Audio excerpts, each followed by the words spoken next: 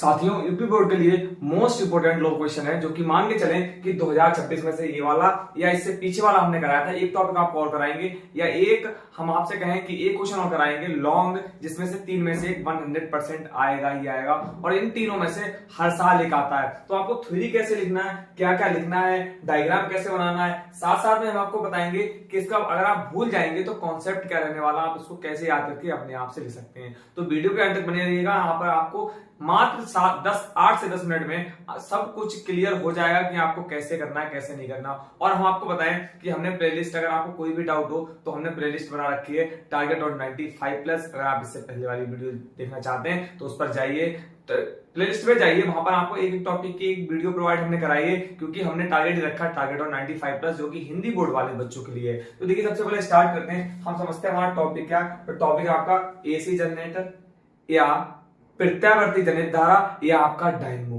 मतलब AC generator की यहाँ पर बात होने वाली, और आप कैसे लिखेंगे हम वो बात करेंगे। देखिए, पहले डायग्राम को समझते हैं। डायग्राम में क्या क्या दे रखा है, जो यहाँ पे ये एन और एस जो आपको दे रखा है, इस तरह से बना हुआ है, इनको बोलते हैं क्षेत्र चुंबक। और जो आपको ए बी सी डी ये है, ये आपका क्या है, ये आपका हो गया आर्मेचर। क्या इतनी बात क्लियर है? और आपको जो ये चीज दिखाई दे रही है, जो आपको ये चीज दिखाई दे रही है, ये दिखाई दे रही है, ये आपका सर्पी विलय है, और ये दोनों क्या है, ये आपके हैं सर्पी विलय। इतनी बात क्लियर हो गई। अब आपको जो ये चीज दिखाई दे रही है, इधर पोर्शन और इधर, इनको बोलते हैं ब्रश, जिसका हमने नाम दे रखा है एक्स और वाई। इतनी बात क्लियर। और आप ध्यान से देखिएगा, आपका घूमता क्या है, आपका घूमता है आर्मेचर। क्या घूमता है? जो आपको A B C D armature दिख रहा है, ये घूमता है। साथ साथ में आपके सर्पी विलय भी घूमते हैं, परंतु इसमें ब्रश नहीं घूमते। तो भैया ब्रश का काम क्या होता है? तो ब्रश का काम देख लीजिए, जो एक्स ब्रश से धारा निकलती है और वाई ब्रश से क्या है, धारा जाती है। हमने क्या कहा, एक्स ब्रश से धारा निकलती है और वाई ब्रश है उससे धारा वापस आती है। इतनी बात क्लियर। अब समझते हैं इसको लिखना कैसे। देखिए, प्रत्यावर्ती धारा या जनरेटर, या प्रत्यावर्ती धारा जनरेटर, एसी जनरेटर, या हम इसको बोल सकते हैं डायनमो। क्या क्या बोल सकते हैं? प्रत्यावर्ती धारा जनरेटर, एसी जनरेटर या डायनमो में से आपसे कुछ ना कुछ क्वेश्चन में दे रखा होगा, तो आपको यही सब कुछ लिखना पड़ेगा। तो इसमें आपको क्या लिखना पड़ेगा, यह यांत्रिक ऊर्जा को वैद्युत ऊर्जा में परिवर्तित करता है। किसमें करता है? यांत्रिक ऊर्जा को वैद्युत ऊर्जा में परिवर्तित करता है। इतनी बात क्लियर है।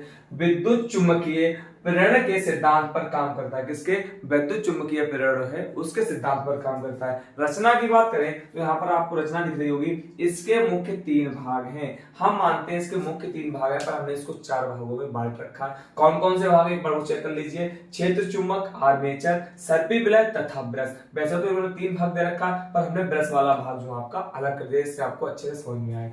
तो सबसे पहले समझते हैं क्षेत्र चुंबक क्या है। तो यहाँ एक शक्तिशाली चुंबक एनएस होती है। तो आपको एक चुंबक आपको दिख रही है, एनएस होती है। हमने आपको इससे पहले वाली वीडियो में बताई थी, इस वाले में आपको बताएंगे कि जो शक्तिशाली चुंबक एनएस की बात होती है, जो कर्व चुंबक होती है, जो मुड़ी हुई चुंबक होती है, वो ज्यादा पावरफुल होती है फ्लैट की अपेक्षा। इतनी बात क्लियर है। आर्मेचर की बात करें तो आर्मेचर क्या है? चुंबक के ध्रुवों के बीच में तारों की कुंडली ABCD, जिससे आर्मेचर कुंडली कहते हैं। जो आपको ये दिख रही है, दोनों चुंबक के बीच में ये वाली जो आपको कुंडली दिख रही है ABCD, इसको हम आर्मेचर बोलते हैं। और एक ऐसी तारों की कुंडली होती है, इसमें तार लिपटे हुए होते हैं। इतनी बात क्लियर। अब बात करते हैं सर्पी विलय की। सर्पी विलय की तो कुंडली के सिरों का संबंध अलग अलग 2 तांबे के छल्लों से होता है। हमने क्या कहा? कुंडली के सिरों का संबंध अलग अलग 2 तांबे के छल्लों से होता है। जो आपको यहाँ पर दिख रहा होगा, ये वाला पोर्शन, ये वाला जो आपको पोर्शन दिख रहा है, ये क्या आपके सर्पी विलय है। और कैसे? ये दोनों तांबे के छल्ले होते हैं। कैसे? तांबे के छल्ले होते हैं। इतनी बात क्लियर।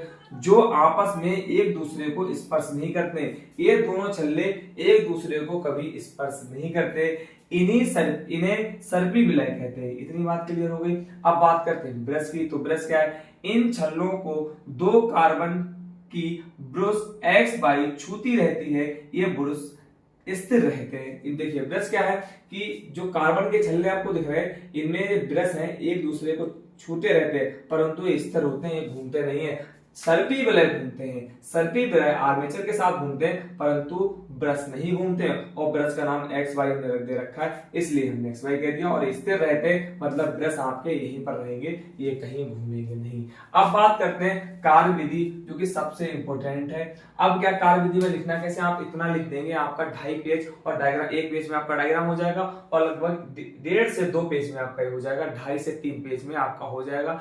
किसी का बाप भी आपका मेरे भाई एक नंबर नहीं काट सकता अगर आपने इतना लिखा, सेम ऐसे लिख दिया तब। कार्य विधि क्या है, कार्य विधि है जब आर्मेचर कुंडली एबीसीडी घूमती है तो कुंडली में से होकर आने वाली फ्लक्स रेखाओं की संख्या में परिवर्तन होता है। इन्होंने क्या कह दिया कि जब आपको कुंडली दिख रही है, ये आर्मेचर दिख रहा है, जब आर्मेचर घूमता है तो आने वाली फ्लक्स रेखाओं में परिवर्तन होता है, जिसको delta phi upon delta T बोलते हैं। उसकी आप कॉन्सेप्ट थोड़ा छोड़ दीजिए, जब पढ़ाएंगे तो अच्छे से क्लियर होगा। अब इतना समझ लीजिए कि फ्लक्स रेखाओं की संख्याओं में परिवर्तन होता है। पढ़ाएंगे एक एक पॉइंट आपको पढ़ाएंगे मेरे भाई, कुछ भी नहीं छूटेगा, बस आप समझने की आवश्यकता है, थोड़ा ध्यान रखने की आवश्यकता है। अगर आपने समझ लिया, थोड़ा ध्यान रख दिया तो फिर आपको 95 प्लस लाने से कोई भी नहीं रोक सकता है। अब बात करते हैं, मान लो हमने माना कुंडली दक्षिणावर्ती दिशा में घूम रही है। दक्षिणावर्ती दिशा जो क्लॉकवाइज होती है, कैसी, जो आपने सुई देखी है, जो आपकी घड़ी की सुई घूमती है उस दिशा में घूम रही, तब क्या होगा, कुंडली ए बी भुजा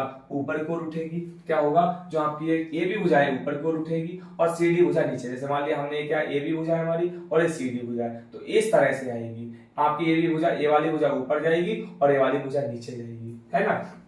तब सी डी भुजा नीचे की ओर आ रही है, धारा एक्स ब्रुश से बाहर जा रही है। धारा एक्स जो आपको धारा दिख रही है एक्स ब्रुश से बाहर जा रही है और बाई ब्रुश से वापस आ रही है। जो आपको बाई ब्रुश दिख रहा है इससे क्या आ रही, वापस आ रही।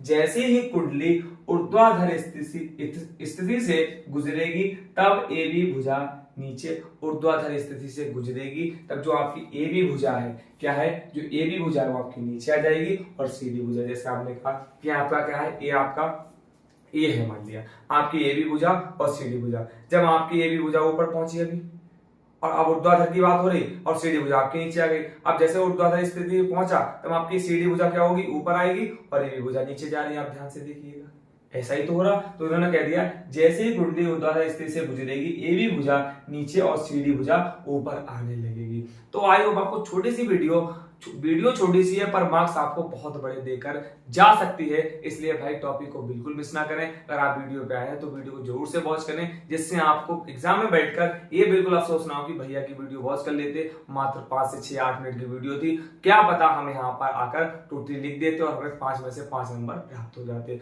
तो मेरे भाई आप हमारे टेलीग्राम चैनल से जुड़ जाइए, क्योंकि आने वाले वक्त में वहां पर हम आपको मैराथन और साथ साथ में प्रीवियस ईयर क्वेश्चंस कराते रहेंगे। और हमारे चैनल को सब्सक्राइब कर लीजिएगा, जिससे आपको इसी प्रकार की 10th क्लास की तमाम वीडियोस प्रोवाइड होती रहें।